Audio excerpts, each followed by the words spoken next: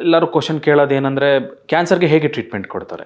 So ಕ್ಯಾನ್ಸರ್ನ ವಿಧ, ಕ್ಯಾನ್ಸರ್ನ ಸ್ಟೇಜಿಂಗ್ ಅಥವಾ ಯಾವ ಹಂತ ಅಂತ ನೋಡಿಕೊಂಡು ಮತ್ತು ಯಾವ ವಯಸ್ಸು ಅಂತ ನೋಡಿಕೊಂಡು ನಾವು ಕ್ಯಾನ್ಸರ್ನ ಟ್ರೀಟ್ಮೆಂಟ್ನ ನಿರ್ಧರಿಸ್ತೀವಿ.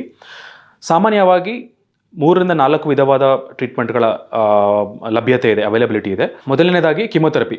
ಕಿಮೊಥೆರಪಿ ಅಂದರೆ ಕ್ಯಾನ್ಸರ್ ಕಣಗಳನ್ನು ಕೊಲ್ಲುವಂಥ ಕ್ಷಮತೆ ಹೊಂದಿರುವಂಥ ಮೆಡಿಸಿನ್ಸ್ಗಳನ್ನು ಕೊಡ್ತೀವಿ, ಅದನ್ನು ಕಿಮೊಥೆರಪಿ ಅಂತಾರೆ.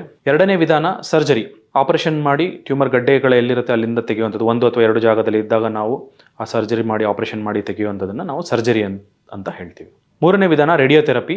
ರೇಡಿಯೋಥೆರಪಿ ಅನ್ನೋ ವಿಧಾನದಲ್ಲಿ ನಾವು ಹೈ ಬೀಮ್ ರೇಡಿಯೇಷನ್ ಅಂತ ಹೇಳ್ತೀವಿ, ಹೈ ಎನರ್ಜಿ ರೇಡಿಯೇಷನ್ ಅಂತ. ಆ ರೇಡಿಯೇಷನನ್ನು ಕ್ಯಾನ್ಸರ್ ಗಡ್ಡೆಗಳಿಗೆ ಸಿಸ್ಟಮ್ಯಾಟಿಕ್ ಆಗಿ ಕೊಟ್ಟು ಅದನ್ನು ಕೊಲ್ಲುವಂಥ ಪ್ರಯತ್ನ ಮಾಡುವಂಥದ್ದು, ಅದನ್ನು ರೇಡಿಯೋಥೆರಪಿ ಅಂತಾರೆ. 4ನೇ ವಿಧಾನ ಇದೆ ಇಮ್ಯುನೋಥೆರಪಿ. ವ್ಯಕ್ತಿಯ ಜೀವಂತ ರಕ್ತ ಕಣಗಳು ಯಾವುದಿರುತ್ತೆ, ಇಮ್ಯುನಿಟಿ ಸೆಲ್ಸ್ ಅಂತ ಏನು ಹೇಳ್ತೀವಿ, ರೋಗ ಪ್ರತಿರೋಧಕ ಶಕ್ತಿ.